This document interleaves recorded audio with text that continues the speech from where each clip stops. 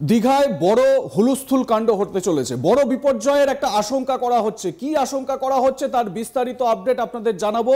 যেটা জানতে পারা যাচ্ছে যে বঙ্গোপসাগরে কিন্তু অস্থিরতা তুঙ্গে উঠেছে। তার কারণ বঙ্গোপসাগরে যে সাইক্লোনিক সার্কুলেশন তৈরি হয়েছিল, সেই সাইক্লোনিক সার্কুলেশন শক্তি বাড়িয়েছে। আগে হ্যাঁ, সেই সাইক্লোনিক সার্কুলেশন বা ঘূর্ণাবর্ত শক্তি বাড়িয়ে নিম্নচাপে পরিণত হয়েছে এবং এর জেরে গাঙ্গেয় পশ্চিমবঙ্গ এবং ওড়িশার উপকূল তট এই এলাকায় বড় বিপর্যয়ের আশঙ্কা করা হচ্ছে নতুন করে।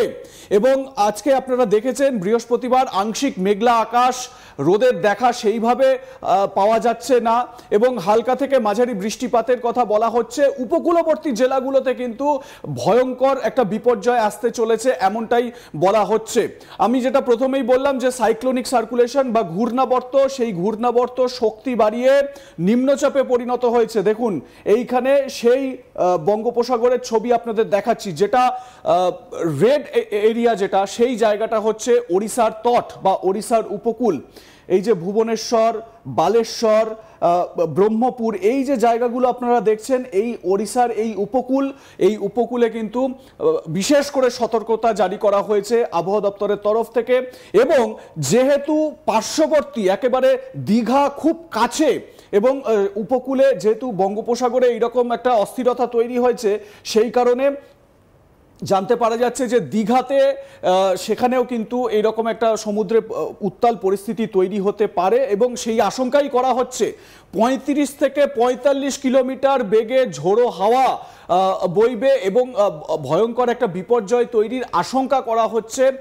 ওয়েদার অফিস এই রকমই আপডেট আপনাদের জানাচ্ছে এবং এর থেকে সাবধানতা অবলম্বন করা উচিত। এবং যারা মৎস্যজীবীরা, তাদের জন্য বিশেষ করে সতর্কবার্তা। আপনারা জানেন যে মৎস্যজীবী ভাইরা তারা প্রত্যেক দিন সমুদ্রে যান, মাছ সমুদ্রে যান, তাদের জীবিকার টানে মাছ ধরতে হয় তাদের, তারপর সেই মাছ তারা বিক্রি করেন বাজারে এবং সেই জন্য তারা নিজেদের জীবন বিপন্ন করেও কিন্তু সমুদ্রে যান। কিন্তু আমি সাজেস্ট করব অন্তত শুক্রবার অবধি, শুক্রবার এবং এই উইকেন্ডটা শনিবারও যদি ধরেন, তাহলে এই সময়ের মধ্যে সমুদ্রে যাবেন না।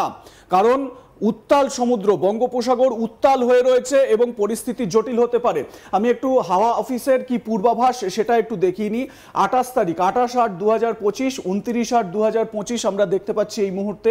বলা হচ্ছে light to moderate rain, thunder shower very likely to occur at many places over all districts of south Bengal with thunderstorm, lightning and gusty wind. দক্ষিণবঙ্গের সব জেলাতেই, যেটা আমি প্রথমেই বললাম, হালকা থেকে মাঝারি বৃষ্টিপাত, তার সঙ্গে ঝড় বয়ে যেতে পারে এবং থান্ডারস্টর্ম, লাইটনিং, বজ্রপাত সমেত ঝড় বইতে পারে এবং তার সঙ্গে ঝোড়ো বাতাস বইতে পারে। 30 থেকে 40 কিলোমিটার বেগে ঝোড়ো বাতাস বইতে পারে। Very likely to occur at 1 or 2 places over all districts of south Bengal.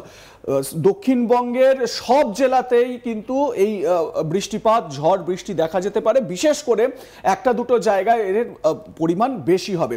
এটা হচ্ছে 28 এবং 29 তারিখের যে আপডেট, সেই আপডেট আপনাদের দিলাম। 30 তারিখ মানে 24 ঘন্টা পরে কি হচ্ছে? Light to moderate rain, thunder shower very likely to occur at most places over all districts of south Bengal with thunderstorm, lightning and gusty wind. 30 থেকে 40 কিলোমিটার, যেটা 28 তারিখে 29 তারিখে আছে, সেটা 30 তারিখেও কিন্তু রয়েছে। মানে আমি এই জায়গা থেকে দাঁড়িয়ে 48 ঘন্টার যে পূর্বাভাস, সেই পূর্বাভাস আপনাদের দেখিয়ে দিলাম। এবারে আমি যদি একটু দেখুন এইভাবে সমুদ্রের অবস্থানটা দেখাই, এই ম্যাপিংয়ের মাধ্যমে আপনারা বুঝতে পারছেন যে কিভাবে এই যে উত্তাল হয়ে রয়েছে সমুদ্র, সেই সিচুয়েশন আপনারা দেখতে পাচ্ছেন। ঠিক এই জায়গা থেকে এই যে বালাসোর, ওড়িশার একটি গুরুত্বপূর্ণ উপকূলবর্তী তট, ভুবনেশ্বর থেকে কিছুটা দূরেই আমরা যদি আর একটু ক্লোজ করি, পারাদ্বীপ দেখতে পাচ্ছেন। এই পারাদ্বীপ, এই জায়গায় কিন্তু এই উত্তালতা লক্ষ্য করা যাচ্ছে। আমরা যদি পুরো বঙ্গোপসাগরের দিকে নজর রাখি, তাহলে কিন্তু বলা হচ্ছে যে ওড়িশার যে উপকূলগুলো রয়েছে, সেই উপকূলগুলোতে এই রকম পরিস্থিতি তৈরি হতে পারে। আর একটু আমরা যদি নিচের দিকে নামি, তাহলে কোণার্ক, আমরা জানি কোণার্কের সূর্য দেবতার মন্দির দেখতে আপনারা যান, সমুদ্র তটের সামনেই এই মন্দির। এবার দেখুন এইখানে একটা উত্তাল পরিস্থিতি বঙ্গোপসাগরে। পুরীতে বাঙালিরা প্রত্যেক দিনই যান, পুরীকে বলা হয় বাঙালির সেকেন্ড হোম। আমরা সেখানে ঘুরতে বেড়াতে আনন্দ উপভোগ করতে, বা আমাদের মন খারাপ হলেও আমরা জগন্নাথ দর্শনে চলে যাই, মন ভালো থাকলেও জগন্নাথ দর্শনে চলে যাই। সেই সময় কিন্তু এইখানে কিন্তু বলা হচ্ছে যে একটু সমুদ্রে যাবেন না, আপনারা সমুদ্র থেকে একটু দূরে থাকবেন, সমুদ্র তট থেকে। এবং মৎস্যজীবী ভাইদের জন্য বিশেষ সতর্কবার্তা আবহাওয়া দপ্তরের, যে আপনারা সমুদ্রে যাবেন না, কারণ আপনারা জীবিকার জন্য সমুদ্রে যান, নিজেদের জীবন বিপন্ন করেও আপনারা মাঝ সমুদ্রে চলে যান, কিন্তু এই কয়েকটা দিন অন্তত আপনারা এখান থেকে একটু সেফ থাকবেন। এটা আমি দেখালাম ওড়িশার যে উপকূলগুলো রয়েছে সেই উপকূলগুলো। এবারে যদি আমি একটু আমাদের পশ্চিমবঙ্গের দিকে আসি, পশ্চিমবঙ্গের দিকে যেই জায়গাটা সব থেকে বেশি অ্যাফেক্টেড হতে পারে সেটা হচ্ছে গিয়ে দীঘা। যেটা বলা হচ্ছে, এই দেখুন দীঘায় ঠিক এই জায়গা থেকেই আমরা তো মানে এই ম্যাপটা দেখলেই বুঝতে পারবেন, দীঘা এবং এই দীঘা থেকেই তারপর সমুদ্র, এই বঙ্গোপসাগর, এইখানে কিন্তু একটা সতর্কবার্তা জারি করা হয়েছে, যাতে যারা ট্যুরিস্টরা সেখানে যাচ্ছেন, দীঘায় যারা আনন্দ উপভোগ করতে যান, মজা করতে যান, তারা যেন এই মজায় সাজার মুখে না পড়েন, সেই কারণে বলা হচ্ছে যে আপনারা সমুদ্রে নামবেন না। এটা হচ্ছে গিয়ে একটা পূর্বাভাস। এবারে আমি একটু কোন জায়গাগুলোয়, আমাদের রাজ্যের কোন কোন জায়গাগুলোয় সবথেকে বেশি আশঙ্কার জায়গা এবং ইয়েলো ওয়ার্নিং, রেড ওয়ার্নিং দেওয়া রয়েছে সেগুলো একটু ব্রিফ করে দিই।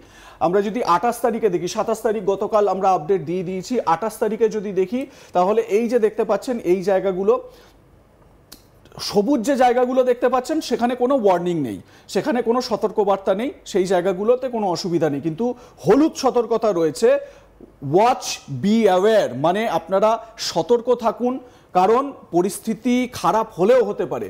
এবং উপরের দিকে যদি তাকাই তাহলে এই যে কালিম্পং, জলপাইগুড়ি, আলিপুরদুয়ার, কোচবিহার, এই জায়গাগুলোতে সতর্কবার্তা দেওয়া রয়েছে, দেখতে পাচ্ছেন এই জায়গাটা। এবং তারপর যদি আমরা একটু নিচের দিকে নামি, উত্তরবঙ্গের অন্যান্য যে জেলাগুলো রয়েছে, উত্তর দিনাজপুর, দক্ষিণ দিনাজপুর, মালদা, এই জায়গাগুলোতে কিন্তু গ্রিন রয়েছে, তার মানে কোনো সতর্কতা নেই। এছাড়া দক্ষিণবঙ্গে যদি আসি, বিশেষ করে বলা হচ্ছে দক্ষিণবঙ্গের সব জেলাতেই হালকা থেকে মাঝারি বৃষ্টিপাত, তার সঙ্গে ঝোড়ো বাতাস। মুর্শিদাবাদ, বীরভূম, পশ্চিম বর্ধমান, পূর্ব বর্ধমান, নদিয়া, বাঁকুড়া, পুরুলিয়া, পশ্চিম মেদিনীপুর, পূর্ব মেদিনীপুর, নর্থ 24 পরগনা, দক্ষিণ চব্বিশ পরগনা, সব জায়গাতেই কিন্তু লক্ষ্য করা যাচ্ছে, কলকাতা এবং ঝাড়গ্রাম, সব জায়গাতেই, দক্ষিণবঙ্গের সব জায়গাতেই কিন্তু হলুদ সতর্কতা জারি করা রয়েছে। 28 তারিখের আপডেট আপনাদের দিলাম, 24 ঘন্টা পর 29 তারিখেও মোটামুটি একই রকম পূর্বাভাস রয়েছে, সতর্কবার্তা রয়েছে। সেই সতর্কবার্তা আপনাদের সামনে আমরা তুলে ধরার চেষ্টা করব। এবং আপনারা সমুদ্রের অবস্থান লক্ষ্য করতে পারছেন, দেখুন কি অবস্থা। এই যে আমি যেটা আগেই বললাম আপনাদের, যে এই যে সমুদ্র, দেখুন যারা পশ্চিমবঙ্গের বাসিন্দা তাদের জন্য বিশেষভাবে এই দীঘা, এই জায়গাটা কিন্তু বিশেষভাবে সাবধানতা অবলম্বন। যারা দীঘায় গিয়েছেন, এখন তো জগন্নাথ দর্শন করতেও দীঘায় যাচ্ছেন মানুষ, খুব সাবধানে থাকবেন, সমুদ্রে নামবেন না।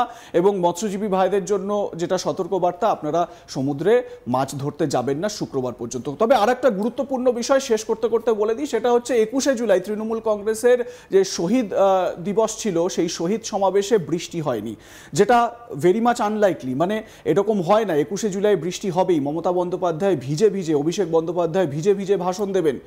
কিন্তু আজকে তৃণমূল কংগ্রেসের ছাত্র পরিষদের প্রতিষ্ঠা দিবস, সেই প্রতিষ্ঠা দিবসে কি বৃষ্টি হবে? বিপর্যয় নেমে আসবে? যদিও ইতিহাস বলছে যে যতবার এই বিপর্যয় হয়েছে, বৃষ্টি হয়েছে, ঝড়ঝঞ্ঝা হয়েছে, ততবার তৃণমূল কংগ্রেসের শ্রীবৃদ্ধি ঘটেছে। যাই হোক, একটু পলিটিক্যাল আপডেটও আপনাদের দিয়ে রাখলাম। আপনাদের মতামত জানাতে ভুলবেন না। দেখতে থাকুন আজ তাক বাংলা, সাবস্ক্রাইব করুন আমাদের ইউটিউব চ্যানেলটি, বেল আইকন প্রেস করুন নোটিফিকেশন পেতে।